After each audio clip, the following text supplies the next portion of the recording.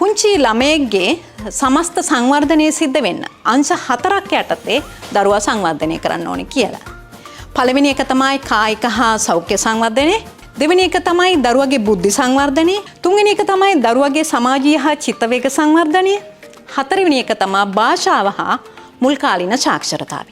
මේ සමස්ත සංවර්ධනය උදෙසා තමයි අපි මුතු අකුරට පෙර පොත් පෙළ සම්පාදනය කරලා තියෙන්නේ. වයස අවුරුදු 3ත් 4ත් අතර දරුවන්ට අපි පොත් 4ක් මේ පොත් පෙළේ වෙන් කරලා තියෙනවා.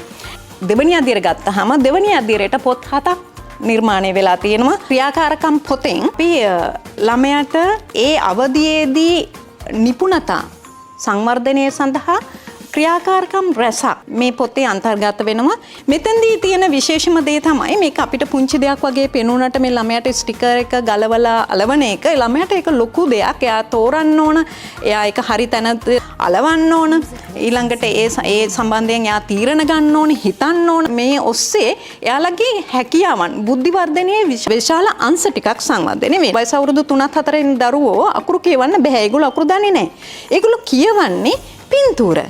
ඉතින් මේ පින්තූර කියවන්න පුළුවන් වෙන විදිහට ඉතාමත් ආකර්ශනීය විදිහට මේ චිත්‍ර නිර්මාණය කරමින් ලියලා තියෙනවා. මේ එතකොට මේ ලියලා තියෙන අකුරු ළමයාට කියවන්න නෙවෙයි, මේක කවුරු හරි වැඩිහිටියෙක් එක්ක කරන්නේ, අම්මා තාත්තා වෙන්න පුළුවන්. ඉලක්කම් ලියන්න නෙවෙයි, හඳුනා ගන්න සහ ඒගොල්ලෝ එකත් එක්ක පුංචි ක්‍රියාකාරකම් කරන්න තමයි මේ අවධියේදී අපි දරුවෝ පොළඹවන්නේ. සියුම් මාංශ පේශි සංවර්ධනය සඳහා අභ්‍යාස 49ක් මේකට අන්තර්ගත කරලා තියෙනවා.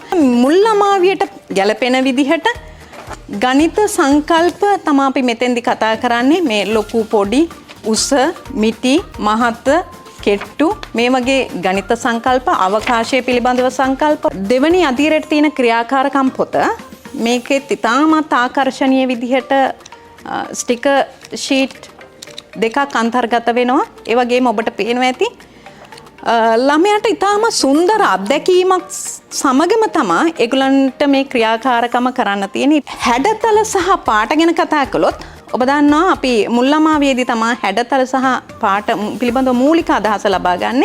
ඒක නිසා ප්‍රධාන පාටත් පාට වර්ගත් ඒ වගේම ප්‍රධාන හැඩතලත් අපි මේ පොතේ අන්තර්ගත කරලා තියෙනවා. මේකෙදී අපි 1 සිට 9 දක්වා ඉලක්කම් හඳුනා ගන්නත් ඒ ආශ්‍රිතව ක්‍රියාකාරකම් කරන්නත් අවශ්‍ය පසුබිම සකස් කරලා තියෙනවා. එතකොට මේ වයසේදී මේ දරුවා කියවන්නේ පින්තූර.